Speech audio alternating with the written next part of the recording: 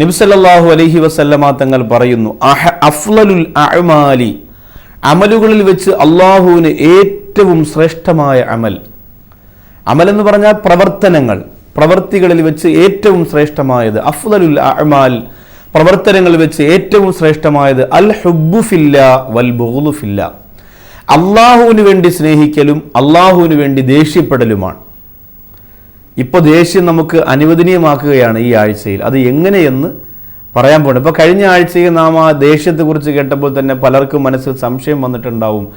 അപ്പോൾ നല്ല നല്ല കാര്യത്തിനൊക്കെ ചില വിഷയത്തിലൊക്കെ നമ്മൾ ദേഷ്യപ്പെട്ടല്ലേ പറ്റുള്ളൂ ഉസ്താദെ എന്ന് ചിലപ്പോൾ അതിൻ്റെ ചോദ്യത്തിന് മറുപടിയാണ് ഇന്നത്തെ ഹദീസ്.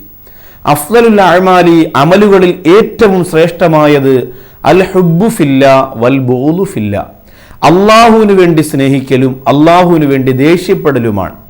ഇത് നബി സല്ലല്ലാഹു അലൈഹി വസല്ലമ തങ്ങൾ പറയുന്നു. കാരണം അള്ളാഹുവിന് വേണ്ടി സ്നേഹിക്കുക എന്ന് പറഞ്ഞാൽ നിസ്കരിക്കാൻ വേണ്ടി ഒരുമിച്ച് പോകുന്നു, ദീനീ പ്രവർത്തനങ്ങൾ നടത്തുന്നു. ഇപ്പോൾ ഈ ജയ്യിന്തിലെ അൽ ജവാബ് എന്ന പ്രോഗ്രാം, ഈ പ്രോഗ്രാമിനെ സംബന്ധിച്ചിടത്തോളം അൽഹംദുലില്ലാ അള്ളാഹുവിന് വേണ്ടി, അള്ളാഹുവിൻ്റെ പൊരുത്തത്തിന് വേണ്ടി എത്ര തിരക്കുണ്ടെങ്കിലും അത് മാറ്റിവെച്ച് ഞാനും ഹബീബ് എന്ന് പറയുന്ന പ്രിയ ഇതിൻ്റെ പ്രവർത്തകനും അതുപോലെ മറ്റ് ഇതിൻ്റെ പിന്നിൽ പ്രവർത്തിക്കുന്ന സഹോദരങ്ങളും ഒക്കെ ഒരു വലിയ പ്രതിഫലം അള്ളാഹുവിൻ്റെ ഭാഗത്ത് നിന്ന് മോഹിക്കുന്ന, ആഗ്രഹിക്കുന്നത് കൊണ്ടാണ് ത്യാഗങ്ങൾ സഹിച്ചുകൊണ്ട് ഇതിനെ മുന്നോട്ട് കൊണ്ടുപോയിക്കൊണ്ടിരിക്കുന്നത്.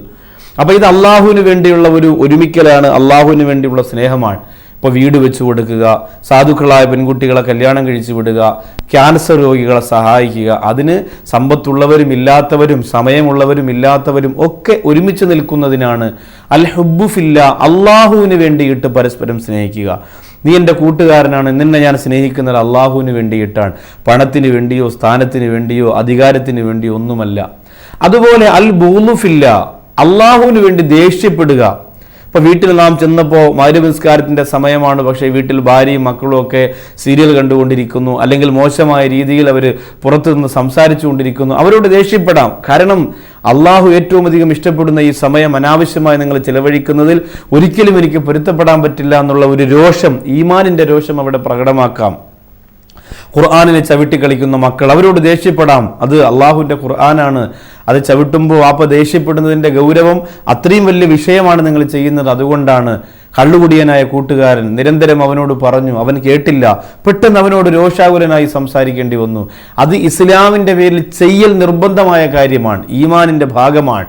വ്യഭിചരിക്കുന്ന പെണ്ണ്, വ്യഭിചരിക്കുന്ന ഒരു നാട്ടിലെ സഹോദരി നിരന്തരം അവളോട് അതിൽ നിന്ന് മാറാൻ പറഞ്ഞു, കേട്ടില്ല. ലാസ്റ്റ് സ്നേഹം മറന്നിട്ട് ദേഷ്യത്തോടു കൂടി സംസാരിച്ചു. ഇതാണ് അള്ളാഹുവിന് വേണ്ടി ദേഷ്യപ്പെടുക എന്ന് പറയുന്നത്. ഇത് അള്ളാഹുവിന് ഇഷ്ടമുള്ള ഒരു കാര്യമാണ്.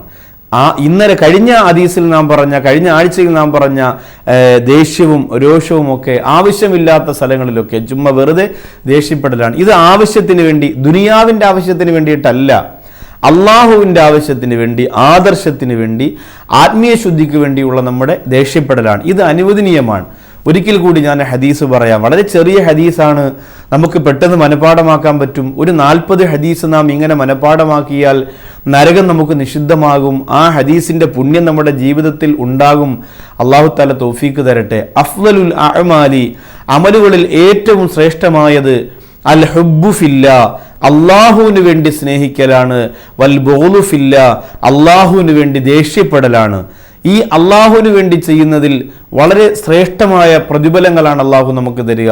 അപ്പോൾ നമ്മുടെ കുടുംബത്തെ നാം മനസ്സിൽ കൊണ്ടുവരിക. നമ്മുടെ ഭാര്യ, നമ്മുടെ മക്കൾ, നമ്മുടെ വീട്ടിൽ നമ്മുടെ മുതിർന്നവരാകട്ടെ ചെറിയവരാകട്ടെ, അള്ളാഹു ഏറ്റവും വെറുക്കുന്ന കാര്യങ്ങൾ അവർ ചെയ്യുകയാണെങ്കിൽ ഒരു കുടുംബനാഥൻ എന്ന രീതിയിൽ അവരോട് ദേഷ്യപ്പെട്ട് സംസാരിക്കേണ്ടി വന്നാൽ അത് തെറ്റല്ല.